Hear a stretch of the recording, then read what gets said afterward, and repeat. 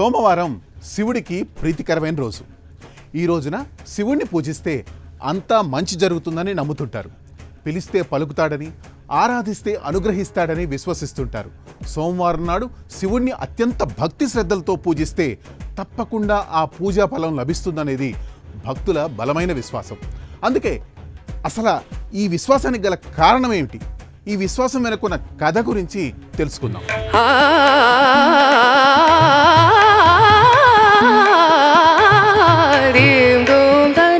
సోమవారం చంద్రుడికి కూడా బాగా ప్రీతికరమైన రోజు. చంద్రుడికి శివుడికి మధ్య సోమవారం గురించి ఓ ఆసక్తికరమైన కథ ప్రచారంలో ఉంది. దక్ష మహారాజుకు చెందిన 27 మంది దత్తపుత్రికలను చంద్రుడు వివాహం చేసుకుంటాడు. ఆ 27 మంది భార్యలు ఆకాశంలో చంద్రుడి చుట్టూ 27 తారల వలె ప్రతిబింబిస్తుంటారు.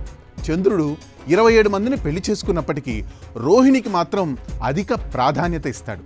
ఆమెపైనే ఎక్కువ దృష్టి పెట్టడం, మిగతా వారికి నచ్చకపోవడంతో వారు తమ తండ్రి అయిన దక్ష మహారాజు వద్దకు వెళ్ళి ఫిర్యాదు చేస్తారు. చంద్రుడి వైఖరి గురించి తెలుసుకున్న దక్ష మహారాజు వచ్చి అల్లుడైన చంద్రుడికి నచ్చజెప్పే ప్రయత్నం చేస్తాడు. అయితే చంద్రుడి వైఖరిలో ఏమాత్రం మార్పు లేకపోవడంతో ఆగ్రహించిన దక్ష మహారాజు చంద్రుడికి ఓ శాపం పెట్టాడని పురాణాలు చెప్తున్నాయి.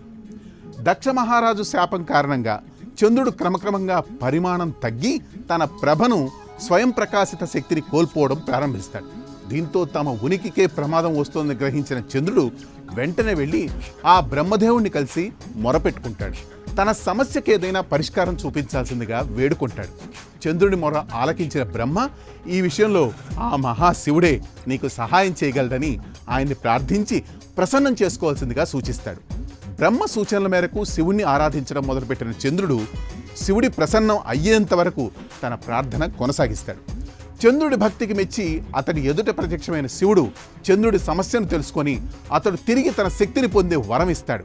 కానీ అప్పటికే దక్ష మహారాజు శాపం ప్రభావంతో ప్రభను కోల్పోయి ఉండడంతో నెలలో 15 రోజులు క్రమంగా నశిస్తూ అమావాస్య నాటికి చంద్రుడు తన శక్తిని కోల్పోతాడు.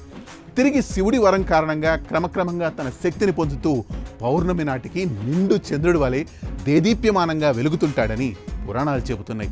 ఈ కారణంగానే ఎవరైతే సోమవారం నాడు ఆ పరమశివుడిని అత్యంత భక్తి శ్రద్ధలతో ఆరాధిస్తారో వారిని చంద్రుడిలాగే తమ కష్టాల్లోంచి గట్టెక్కించి తిరిగి శక్తిని పొందే మార్గం చూపిస్తాడని పురాణాల సారాంశం.